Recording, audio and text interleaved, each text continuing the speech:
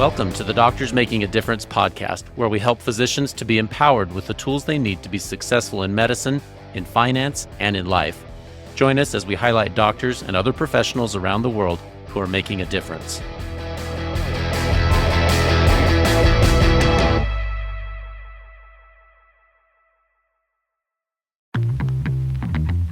Doctors change lives every day, but what happens when life changes yours? A single injury, a sudden illness, your career, your income, your future can shift in an instant. The best physicians don't just plan for success, they protect it. At Set for Life Insurance, they believe financial security isn't a luxury, it's a necessity. True own occupation disability insurance ensures that no matter what happens, your future stays in your hands. Because protecting your income means protecting everything you've built. Visit drpodcastnetwork.co/set for life today. Secure your future before life makes the choice for you. Imagine if you could work for over 40 years as a physician in a community that you love, and imagine developing relationships of trust and friendship and love with the patients that you have for such a long period of time. Dr. Robert Ross joins us today, and I'm so excited to hear his story. It's an inspirational story, and I think you're going to love it. So, Dr. Ross, would you mind introducing yourself to our audience today? First of all, Peter, thank you very much for inviting me to be one of your guests in your podcast.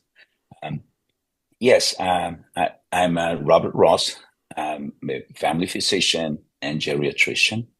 I grew up in Mexico and had the opportunity that we will be able to go into later on the podcast to the United States to continue with my education. I came to San Antonio 35 years ago and in private practice as a professional after all my training.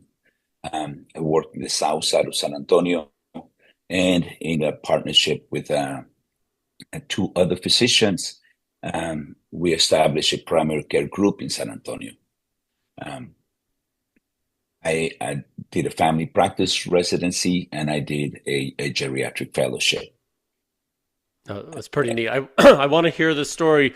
I know you and I talked a little bit before recording about this amazing story of you as a young boy in Mexico, and then what led you to medicine, and how did you end up eventually practicing on the south side of Antonio? Do you mind walking us through that a little bit?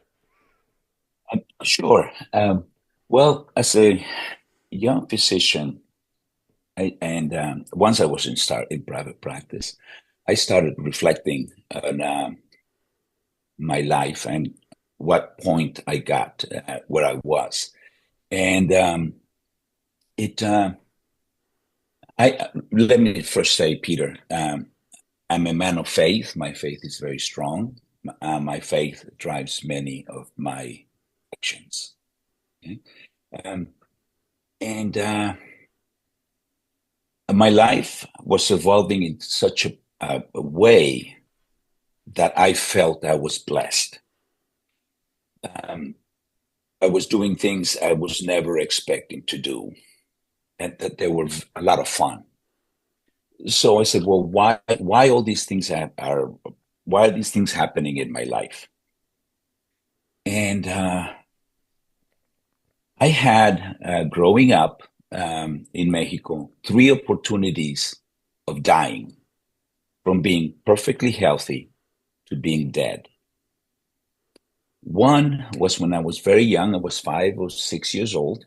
And I remember it was in the winter, and I remember waking up wrapped in a blanket, being dragged into the kitchen because we lived in the northern part of Mexico. It was very cold. And at the time, back in the early 60s in Mexico, at least, they had some heaters with that burnt oil or something, and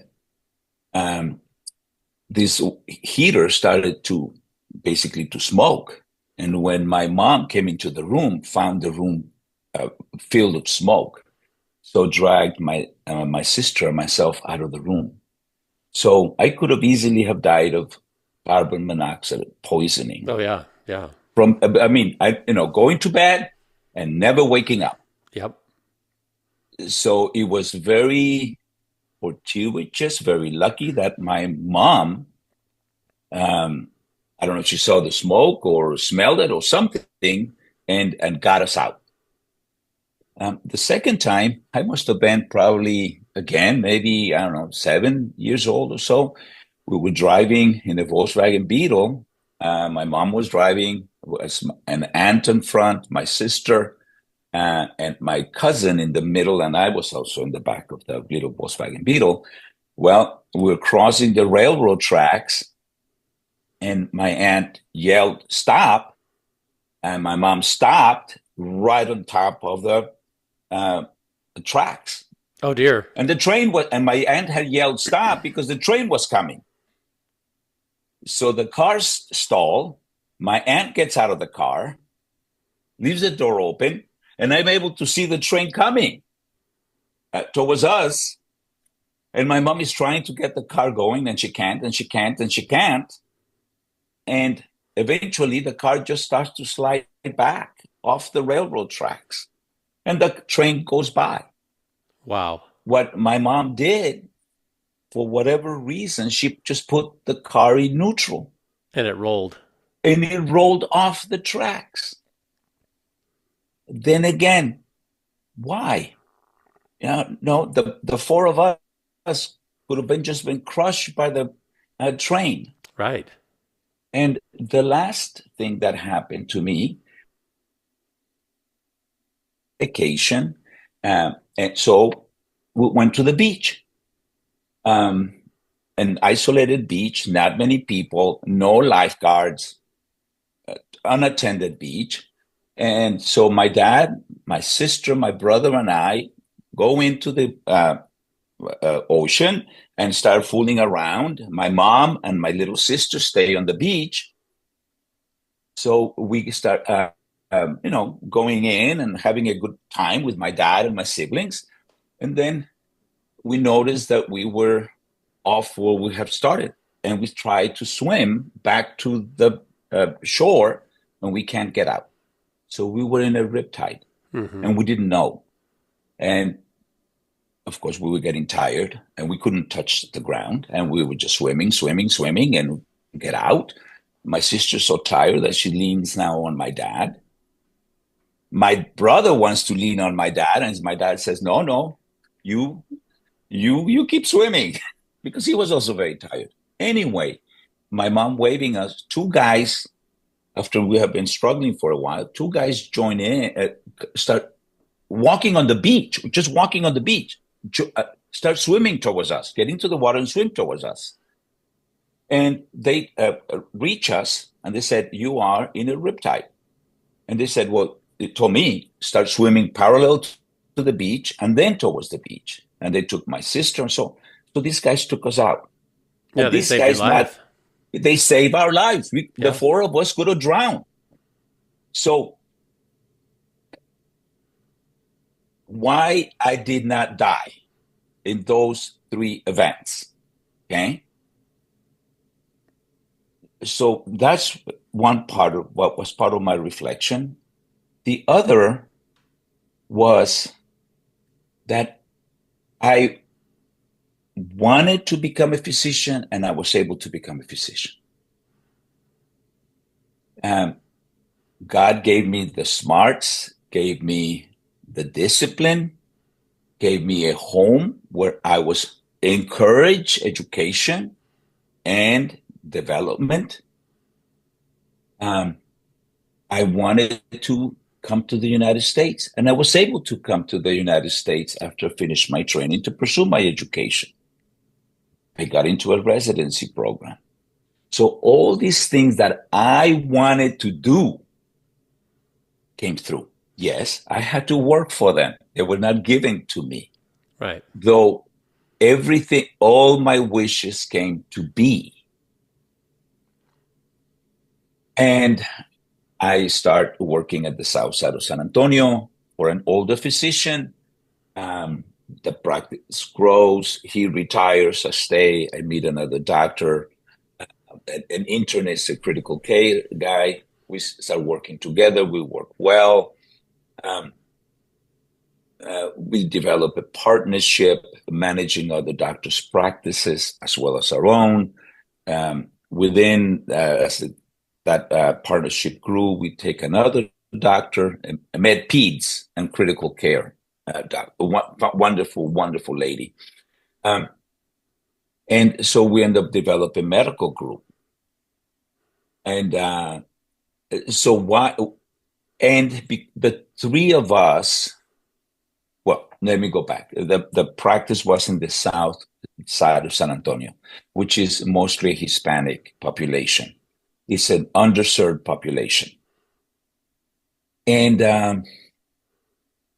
of course, I speak Spanish. It's my first language.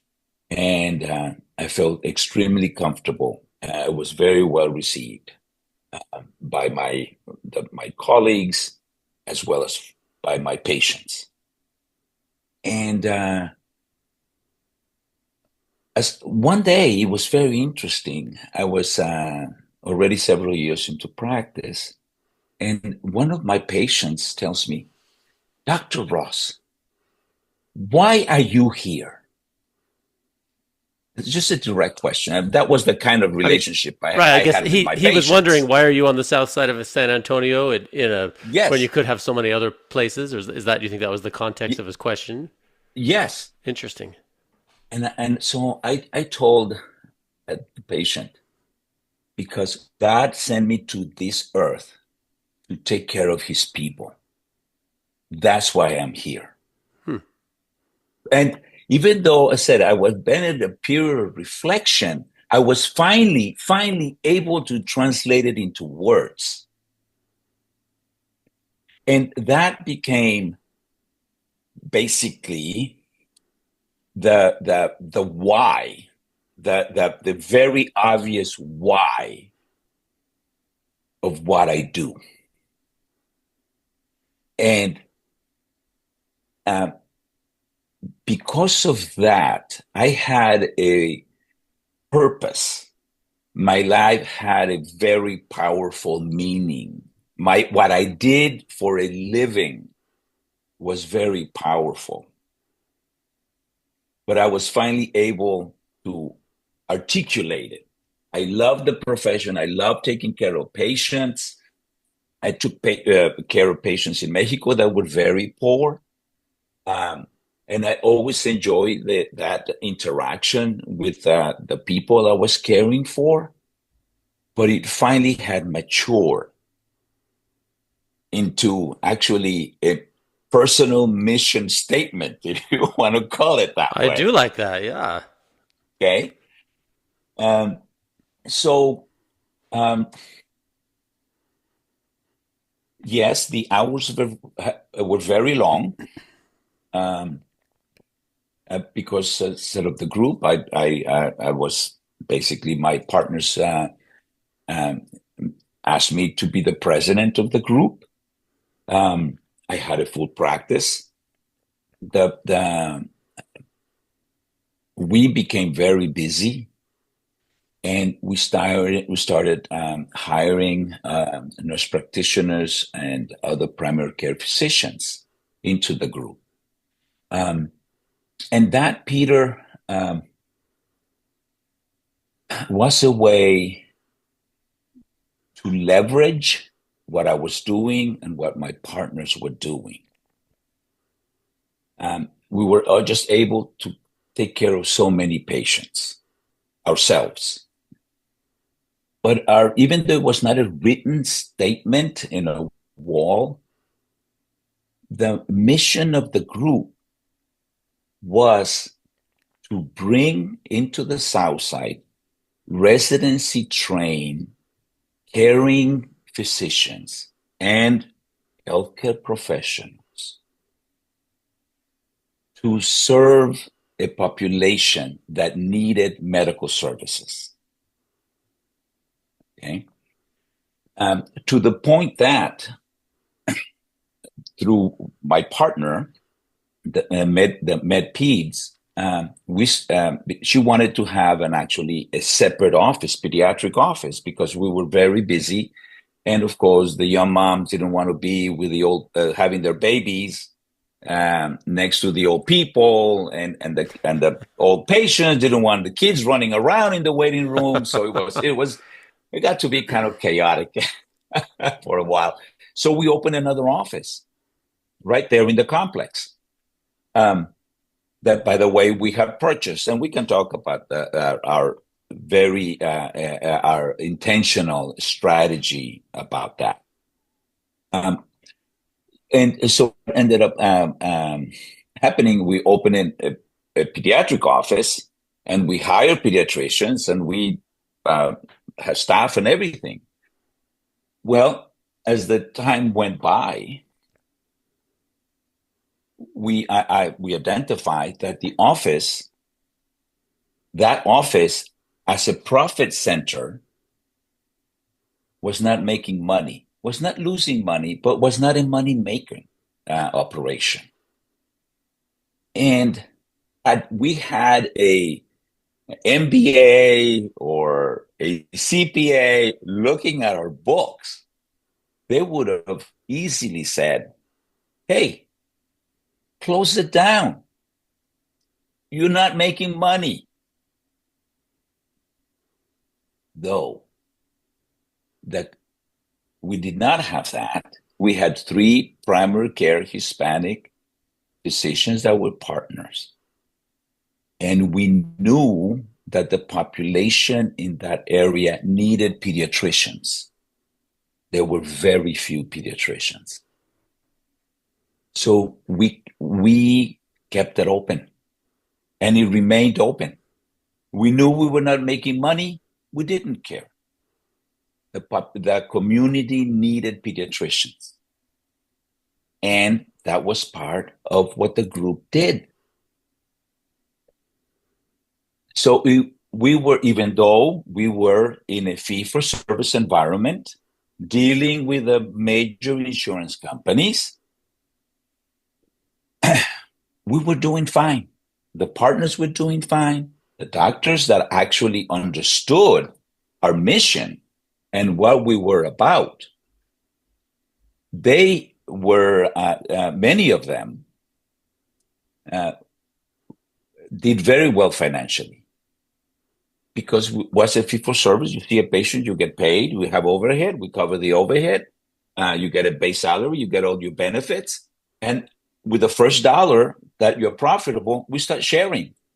And the more money you make, the more we share. The bonus actually increased because it had a different contract where when they were self-sufficient on their production, the group kept a small, after the overhead, kept a small percentage, and the doctor make the rest. Because we all were there because we want to be there. See? And that was something in the recruiting part of the phase of bringing somebody in, was it's like, you look, we know you can go and work anywhere you want. Anywhere you want. You are board certified in family medicine, internal medicine, pediatrics. You can be in a different city. You can be in the north side of town. Just as we, the partners, can be anywhere. We have chosen to be here. Okay? This is where we feel we make the biggest impact in our profession. I just want you to think about that. Where are you going to have the biggest impact in your profession? Financially, you're going to do well. You're going to do the model that we have here works, is proven. Beyond financials, where are you going to have your biggest impact as a doctor? Well, I think that's worth reflecting on for a minute, because I think all of us would probably do well to sit back and think, what is my personal mission statement? Where do I make that biggest impact? And it sounds like you and your partners and those you hired over the years found that same thing, that if you if you know you're there to do a good job, you have a reason to be there, and people will keep coming back to you because you know they can see that passion and drive. it translates to good finance, makes good financial sense after a while because people will pay you well for the things that you do, and they can tell when you're passionate. My curiosity is, you found that passion fairly early in your career, and you found that ability to define yourself and give your personal mission statement, and it helped drive everything you did after that. My question is, Yes. how did you maintain it? A lot of people will tell me that stuff and they'll say, okay, I did that for 15 years and I found it. And then I found that I was burned out, or I lost the drive for doing it. And my curiosity is, how did you maintain it? And how did you maintain any sort of balance in life? Because medicine is an amazing career, but it will eat you alive if you let it. Yes, as you well know, because um, you do a variety of things. You're doing hospital work, you have your office, and you do other things Right. within the scope of your practice, right? And that's how I started. I started doing the hospital work, the kind of unassigned admissions to the hospital, the office, assisting in surgery, nursing home uh, care, home. I had a small population of people that did home visits because they were homebound. Right. Um, Probably similar to what you do, right? Um, well, the what kept me going was one, I had agency. I was my own boss. I saw as many patients as I wanted. That there were many because the demands were many. I had a full practice and people wanted to come see me. And my practice actually got so big that we needed to hire other physicians to take the overflow, right? So then it was very, very exciting when we had the group. Um, we needed to open another office. And then again, in another underserved area of San Antonio, in the southeast side of town. And I had a physician that eventually became my partner. He's 13 years younger than I am, and I love him like a brother. Actually, him and his wife and I are doing the Camino de Santiago in the fall. Oh, neat. Uh, yeah, so we, even though I'm retired, we still keep, we have a very good relationship. He joined us when he was in after his residency. He finished internal medicine here at the university, and he joined us. He understood the mission um, and the value of what we were doing, and he actually internalized it. And he's a brilliant individual. He's a good man. This is what I tell people. You have to start with a person. He's a good man. Um, Very smart, very driven. Um, and we were able to do wonderful things. So you asked me, well, how you kept this going? It was by seeing what other people were doing, were helping us to do. It was exciting. In his case, he wanted to open an office for the group. His aim was to become a partner. He said, okay, we will support you financially. We'll pay to open the office. You are going to manage it. It's going to be your thing. And he did. So now we had another office. We had initially we had two offices, one in the south side of San Antonio, and the other one in the outside of downtown of San Antonio, not okay, in the south side of San Antonio, and the one in the south side. Then we opened this up, and then we had the pediatric office in the south side of San Antonio. Then we opened this other office in the southeast side of San Antonio, also an underserved area, great need of physicians.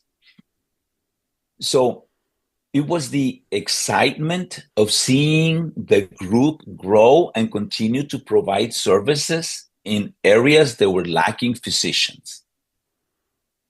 Also, something that gave me great joy is to seeing how young physicians were developing professionally. Uh, in many ways, I also in reflecting on all these things that we did, I felt that I was a gardener attending a flower bed. How interesting. My my mission, well, this is it, Peter. My mission was to create an environment where people will blossom. Just like somebody that attends a flower bed, you work on the land, you fertilize the land, the dirt, right? You plant the seeds, you cover it with mulch, you water it, and then you wait and you want to see what happens, what comes out, what's going to develop, how are they going to bloom, what are the fruits going to be. And that, yes, requires a lot of patience on one end, but on the other hand, you see these young physicians coming up and developing as leaders, believing in your mission. That's fuel for your own. They are giving you the energy to continue.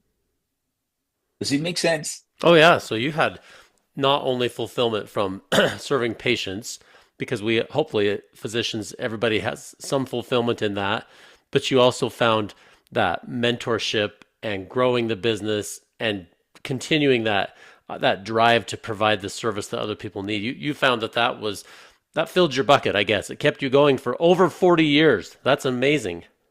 Well, yes. Well, initially I said 30, 35, 40, 43 years as a physician, 35 years in private practice, primary care in San Antonio. And that is basically the second phase. And so my drive was, how do we make it better?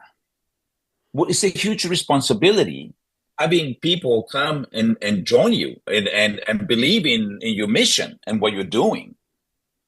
Um, and not only financially, but you have to create the environment where they can thrive. If they are not happy, patients are not going to be happy. Right. We know that, Yeah, you got to take care right? of your doctors, take care of your people first. That's your number one resource. Yes. And of course, having if the doctor is successful, his office is going to be successful. The office is going to be profitable, and the group is going to be better. It's going to make more money. You have more money to do more things. So at the end, Peter, we ended up with 7 offices and 25 clinicians. Um, about half of us were physicians, and about half nurse practitioners and PAs. Um, and That's when we, in 2020, we were, we were approached to by a larger group here in San Antonio that we were working with. And, those were crazy times, you may recall, with COVID. Yes. And just because of a variety of reasons, we ended up selling our group.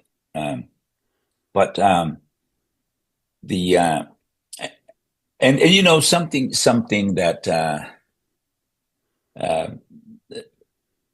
happened. My oldest son also loves the sciences. He's a very kind, gentle guy, and he has the personality to become a physician. He's very caring. So when he was at the university here in Baylor, doing his pre-med, I asked him, he was probably in his sophomore year, said, well, David, are you interested in medicine still? Because he said, well, Dad, I see how much you work, and I don't want that. That's what my kids tell me too. Exact same conversation. So I said, well, David, I do what I do because I want to do it. Not because I have to do it. this is what I do. This is what God sent me to this world to do, and I do it joyfully. And but most physicians don't do what I do. Um, but I was not able to convince him. Now, on the other hand, Peter, you asked me, well, what? How did I avoided a burnout? And this is something that I would tell people. I said, look, there were some days that were really, really bad headaches. There were bad days. Okay. And there were some days that something wonderful happened that I just felt like $1 million. That's exactly what I tell them. Okay. So I always got up in the morning ready to get back in there. Okay. It was not all in the up and up. No, sir. There were difficult times. Though you get up in the morning, you get dressed, and you get back in there and you do it again. Now, I did have agency, as I told you before. I control my schedule. I did what I wanted to do because I wanted to do it. And yes, I had a mission that I kept in mind. And just to give you also a little other example, we all have difficult patients. We all have difficult patients, right? And you look at your laptop or your, we were paper charts, right? And I would grab the chart, the paper chart, but the thing is the same. See the patient's name. And it would just say, my heart would sink. I would say, I'm in for something in that exam room, right? Right. We all have had that. Now, the different readings that I do and all, I came across something from Mother Teresa. It said, if you, her mission was taking care of Jesus by taking care of her fellow man. Right? That's what drove her into sainthood. So I started to reflect on that, and I instead of when I would go see, I had a few patients like this, not many, but then I said, well, how? I don't want my heart to sink. I don't want to be in a not a bad mood, but in guarded going into the exam room. Right. You don't want to dread it. Yeah, I don't want to dread. I don't want to have that. So if it was a lady, it was a woman, an elderly woman or so, a woman that I knew I was going to be in there for a while. I would said, before I got into the room, I'm taking care of the Virgin Mary. That's so you could kind of tell yourself, all right. Yes. This is one of God's children. I will take care of them. I will take care of them. Okay. And then so changing my attitude. Okay. I'm open. I'm going to do the best I can with her. Actually, I would get in there and I never call her Virgin Mary, but yeah, that may not have gone over well. Well, I think we've all discovered that once in a while you have to step back and say, okay, I'm taking care of a flawed human being, and I may be seeing that person on the worst day of his or her life.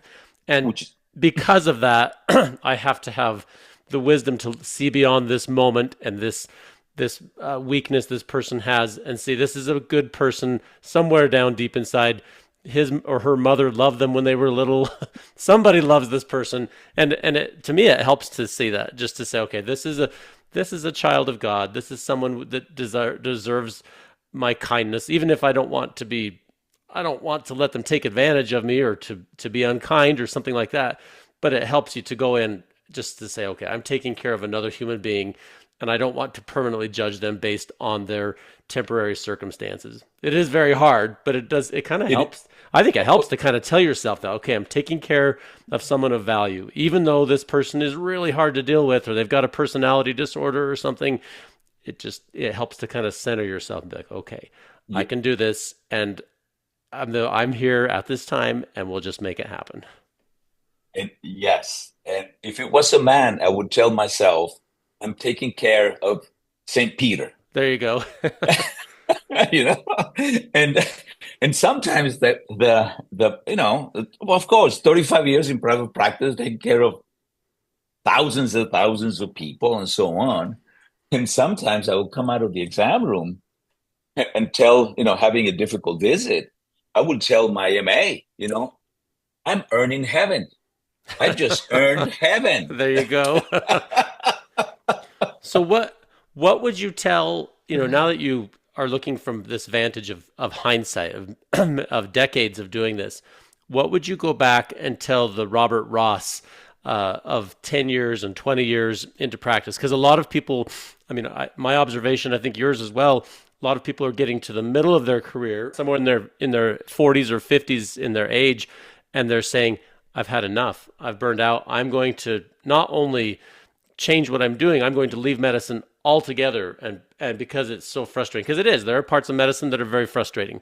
But what would you tell someone in that career stage, or what would you have told yourself at that time if you could go back in time?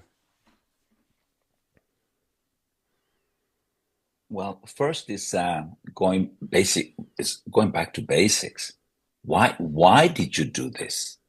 Why did you put yourself at such a young age, when you were a teenager, when you were in high school, middle school, for some, why did you decide to become a physician? What drove you? What was your why then? Yes, we know we go in with bright eyes and not knowing, right? Um, though then is, what are the things of your career, of what the work that you do that you like? And why are you doing it? I mean, it can be just, this is a way that I can provide a good living for my family. That may be your why. And that's perfectly acceptable. Okay?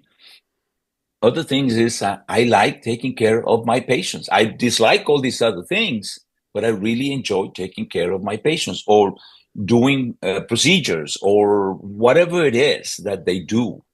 Okay. Um, they may be doing research. They may be working with residents. They may, whatever it is. And try to focus on the positives of your work. Um, Trying to develop agency, things that you control. Many things we don't control, right? And you well know. You are at the end of the day, you're finishing at the office, and you get the call of an unassigned admission in the emergency room, Right. right? You have absolutely no control of that, right? So we are always all been in that situation, or many of us actually have been in that situation, right? So there are some things we don't control. But there are some things that we do control. And so trying to focus and finding joy in the things that we control. And just roll with the punches of things that we don't control. And it's part, that's what something I will tell my physicians, primary care, the office, our environment is like like a bag of beans. Okay. There are a lot of good beans in there. But you find rocks, and you find sticks, and you find things that you have to clean up, That's true. right? So there are good things in medicine, and what you do, in whatever your environment may be. But there are some things that are not good. So if the physician has some degree of agency and control, and is able to do more of the things that they enjoy doing on one end and decreasing the things they don't enjoy doing and cutting them out of their schedule, okay, then they would create for themselves a better environment to continue. And it breaks my heart, Peter, to more and more to hear of physicians leaving practice to do other things. And it breaks my heart because, for one, we had invested so much of our time and money, and we have postponed so many things in our lives. We have sacrificed so much personally to become physicians, to get where we are. Everybody has had their own journey, and it has not been an easy journey. There have been many sacrifices along the way. And then society has invested much in us.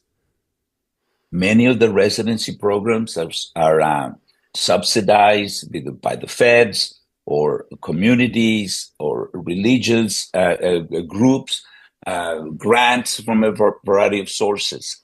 So there's been a basically a joint effort. It's our personal commitment and what we have put ourselves through. Nobody has given us that degree. We have earned it.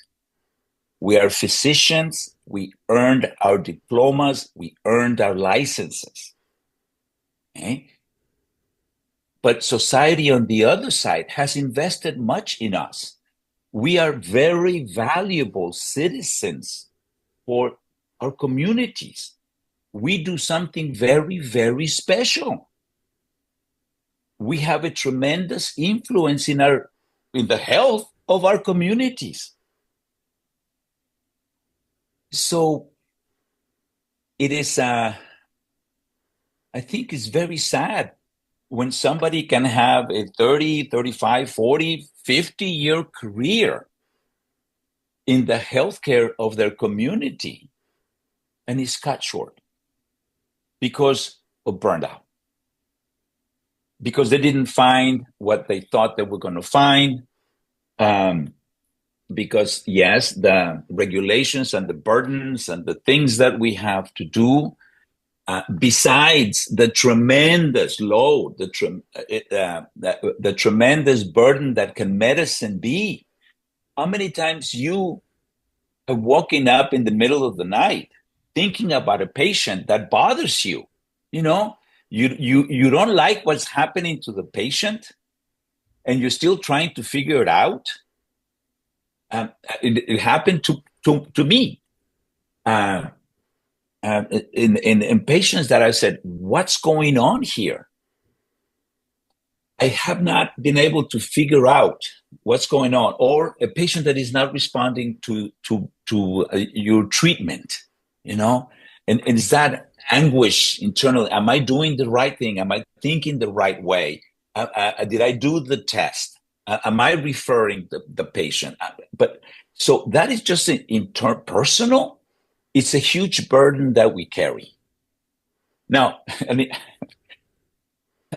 and in a way, sometimes talking to my colleagues, you know, I would say, you know, once I figure out what's wrong with the patient, even if the diagnosis is a cancer, I can do now something for that person. You know, I have figured out, I know what I'm dealing with now. It's not that uncertainty. Am I doing everything that I can? Right? And that is huge. Now, on top of that, and every interaction that we have with our patient, everything that we do, it wears us down. And then we have to the documentation, and we have all these review labs and the phone calls and all those things. Just that is a lot.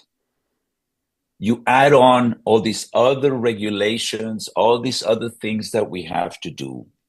And yes, unfortunately, the threats of lawsuits or the threats to be reported to the boards, the medical board, or somebody writing a nasty letter, to the organization that you work for. Uh, my goodness, there are so many things that come from the outside on top of what we do. Okay, just the scope of our work is such that we need to find things that we enjoy. And I don't know if you heard Jordan Grummett um, way of addressing, because he went through burnout, is adding things that bring you joy, eliminating things that you don't enjoy, that drain you, or being able to substitute more of what you enjoy for things that you don't enjoy doing. You know, and but having to be able to exercise agency. Right. Well, I think that's that's an important point to emphasize because whenever I've experienced that sensation of burnout, overwhelm, frustration, usually it's because I feel a lack of control. I can't control my time. I can't be where I said I was going to be.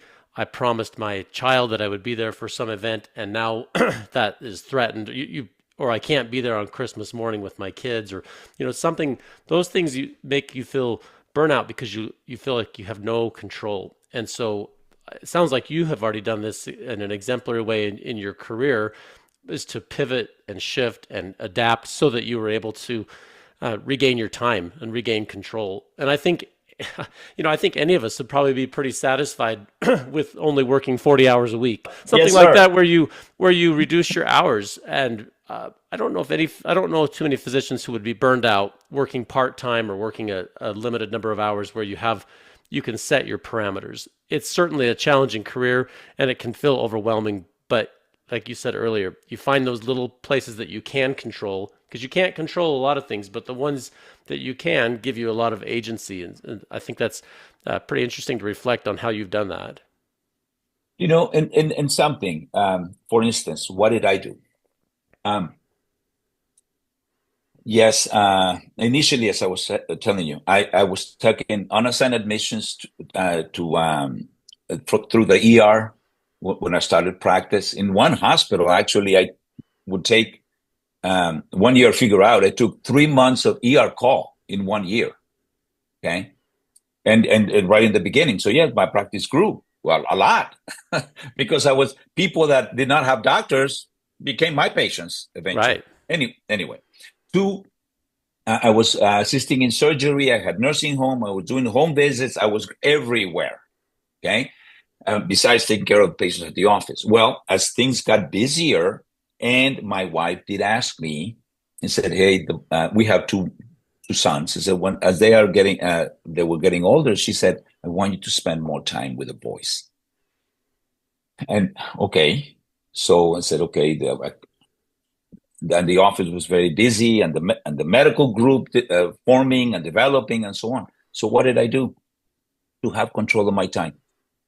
I I stopped the hospital work, even though I enjoyed it, and we can have a whole different conversation of the therapeutic effect of the primary care being by the bedside, okay, and taking care of the patient, um, and being the hub, basically, if you have to call specialist and all, but you are there, and that just your presence in by the bedside in the hospital is therapeutic, okay. Um, but I had to and we had other doctors working with us now, so I basically eliminated the hospital work. I eliminated assisting in surgery. Eventually, I stopped taking care of nursing home patients, and at one point in time, I transferred my nursing home patients to another physician. As my elderly patients started to die, that I was doing home visits, and and people were asking me if I would go and basically do home visit. I said no, started to say no. So I started eliminating things, and I basically kept my office practice. That's what I did. And yes, because of the group, reviewing contracts, reviewing financials of the doctors at the ends of the months and how the group were doing, and meeting with the accountants and meeting with the pension plan people and reviewing. insurance contracts and meeting with the insurance people and so on and so forth. But at least I had better control. There were things that I was able to do here from my house. And for instance, when my kids were young, Peter, very intentionally, I would come back from work and eat dinner with the family. They would take their baths, pajamas, this, that, the other, but I would read to them at night. Every night we would read Good Night Moon and Where the Wild Things Are and Dr. Seuss books. Right. And at the end, I ended up reading the first 4 books of the Harry Potter series to them. We are doing that right now with my youngest one. That's kind of fun. There you go. And so I would finish my work at the office, drive home, eat dinner, spend time with my sons, do this, and then I would come into my study. As you can, I'm here in my study now, having this conversation with you, and then I would finish my work. I review the whatever contracts, reviewing the financials, reviewing things at my own time. Okay. My wife wanted our sons to be involved in the Cub Scouts, eventually in the Boy Scouts. So then again, very intentionally, Wednesday afternoons, that was at the afternoon I didn't see patients, I came over. I would go to the meetings because the Boy Scouts met Wednesday evening. I went to many campouts. They asked me to, I became basically the troop doctor. I would do the physicals for the summer camps and all that. They asked me, the scoutmaster asked me to organize the Philmont trip for the troop. So I was the lead adult in the troop to do that. And we ended up taking 14 boys and 4 dads, ended up going to Philmont. So that involvement with the Boy Scouts and with my sons, and both of them are Eagle Scouts. Because then again, I told them, look, guys, it's a lot of fun going to the meetings and doing the campouts and doing these things. But at the end, I want something to show for. And what is going to be the goal here is to be an Eagle Scout. So let's work with that aim in mind. And we did, and they are both Eagle Scouts. See? So is that intentionality of things that are valuable, meaningful to you, that you have to be able to put energy into? I think it's wisdom to be able to look and say, how could I adapt my life and so that I can continue to serve that main driving purpose that we have talked about earlier. I think this has been inspirational, Robert, and I really appreciate you going through this, because think about the inspiration that you found by finding your mission statement, your own personal witness or reason why you do what you do, and then you were able to draw back on the things that weren't fulfilling to you and still be able to be a family man, a person who served in your community, and those things filled you up, and you've been able to do it for decades, which is exemplary and is awesome. So thank you so much for sharing your story. You're very welcome. Something also that is very, very helpful, Peter, is the financial aspect and your personal life. Yes. And we were always very, very, my wife and I were very intentional about saving. And through the group, we opened a profit sharing plan, and it was professionally managed and all. And we were able to put every year significant amount of money.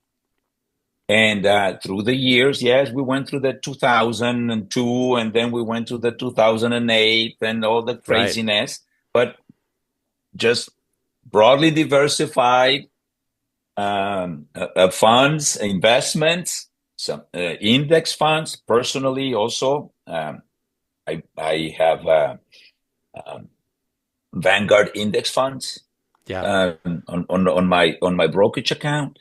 So I was never, just to give you an example, in 1996, I started practice in 89.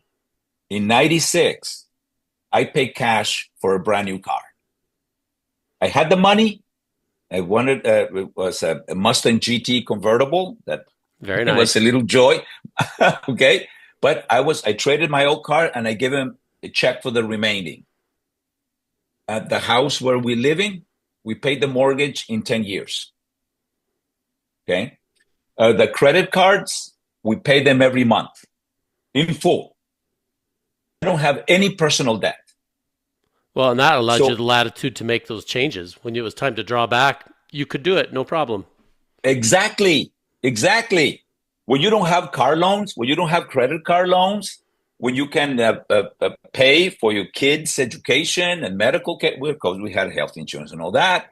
Um, but finance, I did not have to work per se because I had a master I had to pay.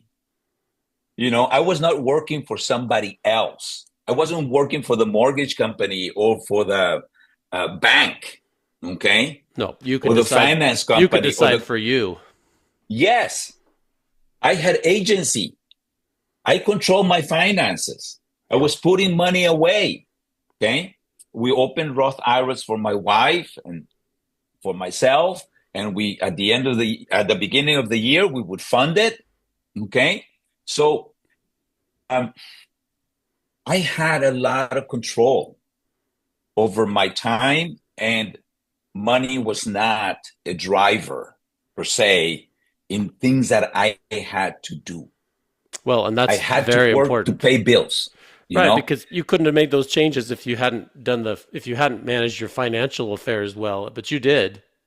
Hmm. Yes. So that and I find, and actually I have a whole talk for young physicians, and I would talk to the residents um, about personal finance because that's something that I think is very, very, very important. I do too. Very important. Okay. So and then just to the other things that we did that was very useful was all the offices that we occupied in the group we owned. Either we bought the building, either we bought a building close by where the office was, and we moved the office there, or we bought land and we built a building to put an office there. So all the real estate, that personal real estate that was involved, and I'm still involved, and actually we are now because we're getting older and we are uh, the partnerships with the physicians partners within the group. That's how that worked. The partners would create another partnership, an NLC, and buy a building that they will rent back to the medical group. Right. We have to pay rent anyway to somebody. Might as well pay it to yourself, Right. No. you know. And yes, it takes a while. It takes time to do that, but it's very very. That time is a very good investment, and you're putting your money in there, your savings into your own building, okay, with your partners. It strengthens the partnerships in a way. In another way, um, the rent market rates, triple net rents pay for the building. And years later, like what we're doing now, we're selling the real estate, the offices, and it's more income that I have for my retirement. Well, so see, everybody that's in vogue right now, everybody is getting into real estate as physicians, but you folded it right into your practice. You built an LLC, you owned the buildings, you could rent them back to yourself. Even when you sold the business to another entity at the end of your career, you still retained ownership of the buildings. And that's Yes. now helping you to fulfill your retirement portfolio. It's awesome. I love the advice. And it's made it, yes, in a way you could have said it was very, very concentrated. It was very concentrated in the medical group, right? Because it was the medical group. Well, I had my practice there. I was taking care of physicians, paying everybody, right? Then buying the offices, the real estate for the offices, and renting it back to the medical group. You said, man, you were very, very concentrated. Yes, I was. because everything was riding on the medical group. But on the other hand, we, the partners, had control over the medical group. Right. Nobody from the outside was telling us what to do. You could decide if Okay? you're going to be successful or not. Exactly. And we needed to know what we needed to do to be successful. You know? So because we had control. And that is something that I find more and more that many physicians, unfortunately, don't have. And I think it's a significant driver of dissatisfaction. And I've said, I've been blessed. I've been blessed all my life. God has given me much more than what I ever expected. It was been a wonderful ride. If you would have told me when I got my diploma from medical school, you're going to be doing all these things, you're going to be meeting all these people, I would not have believed it. I would have said, no, that happens to somebody else. Okay. It happened to me. I met people. Yes, we worked together. We put in our time. We put in our energy, our interest, and wonderful things happen. Wonderful things happen, Peter. Well, I'm inspired after talking to you, Robert, because you didn't just talk about it, you did it, and you stayed with a career, and you've played your financial game in a way that's responsible, but laced through all of that is this devotion to your patients and to this life purpose and mission, and everything else in your life seems to have kind of centered around that purpose and that focus. And because of that, yes, you had the wisdom and the clarity of thinking to say, this thing matters and this one doesn't. And you were able to regain some of that agency. And I would wish every physician to be able to regain some agency, regain autonomy over their time and how they spend it. Because I think for every one of us, that is easy to lose. And the only one that will defend it is ourselves. And we have to be able to retain it and know when to say no and when to say yes. Yes. And also, the collaboration with people that have the same interest, the same goals. Okay, that we all go marching in the same direction. We are all pulling together, whichever metaphor you want to use. Right? They're all looking at it in the same. We all have the same goals in mind. Yeah. And everybody's working towards those goals. Everybody in their own way. I'm not saying we're all doing the same thing, but we're all moving in the same direction. Well, and that made it a lot of fun. That's so great. Thank you again so much for spending the time to share this with us. I'm looking forward to connecting again in the future, Robert. I just really appreciate you taking the time to do this. Thank you so much. Oh, thank you, Peter. Thank you for inviting me. Thank you very much. I have enjoyed it very much. And I hope it's an inspiration, some of the things that I have said. I'm sure it will be. Thank you so much. To other of our colleagues. Okay. You're welcome, Peter. Thank you. You're welcome. Thanks for tuning into the Doctors Making a Difference podcast. And thank you for what you do to help your patients and your community. Your work truly helps so many people. We produce this content to help you have the tools you need to stay in medicine and to highlight the amazing work being done by physicians around the world. Please note that while I am a physician, and many of the guests on this program are also physicians or other professionals, the discussions on this podcast do not represent my employer or any professional organizations to which I belong. This podcast is for your information and entertainment only, and should not be taken as professional advice. You should seek appropriate professional advice pertaining to your own situation. Please check out more of our content on our website, doctorsmakingadifference.com. Also, please follow, like, or subscribe on your podcast player or YouTube channel and give us a 5-star rating. It really helps to spread the message. Finally, if you'd like to be a guest on the podcast, or if you'd like to nominate someone else to be a guest, please visit the website or email admin@doctorsmakingadifference.com. See you next time.